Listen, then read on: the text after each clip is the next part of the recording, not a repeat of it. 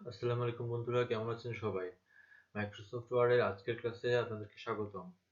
Class শুরু করার পূর্বে একটা রিকোয়েস্ট, যারা আমার চ্যানেলটি নতুন দেখছেন তারা প্লিজ চ্যানেলটি সাবস্ক্রাইব করুন, আর যারা অলরেডি সাবস্ক্রাইব করেছেন তাদেরকে অসংখ্য ধন্যবাদ।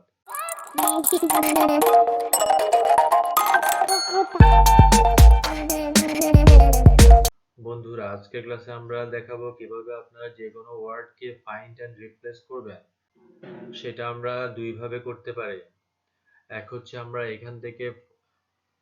এখান থেকে ফাইন্ড এর অ্যারো আইকনে ক্লিক করে ফাইন্ড এডুকেশন ওয়ার্ডটিকে যদি আমরা সার্চ করি, এই ডকুমেন্টে যতগুলো এডুকেশন ওয়ার্ড রয়েছে সবগুলা হাইলাইটেড হয়ে গেছে। আবার সেম কাজটাই আমরা কন্ট্রোল প্লাস এফ, কিবোর্ডের shortcut key control plus F দিয়ে করতে পারি। সাপোজ এখানে যদি আমরা অন্য একটা ওয়ার্ড সার্চ করি, হিউম্যান, এখানে হিউম্যানটা হাইলাইটেড হয়ে গেছে। ঠিক আছে, এখন আমরা দেখাবো কিভাবে একটি ডকুমেন্টের যে কোনো ওয়ার্ডকে রিপ্লেস করা যায়।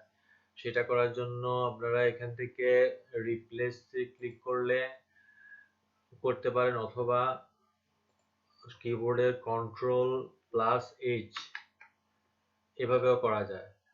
সাপোজ এখানে আমরা এডুকেশন এই শব্দটিকে রিপ্লেস করব। এখন এখানে লিখলাম ফাইন্ড ওয়ার্ড, এখানে লিখলাম এডুকেশন, এডুকেশন, আর এটাকে আমরা স্টার এই শব্দটি দিয়ে রিপ্লেস করব। অথবা জাস্ট ফর এক্সাম্পল আমরা যদি রাইটিং, রাইটিং, রাইটিং, আচ্ছা, আমরা যদি এই শব্দটি দিয়ে রিপ্লেস করতে চাই তাহলে এখানে ফাইন্ড হোয়াট এর জায়গায় লিখবেন education, replace with writing, then replace all.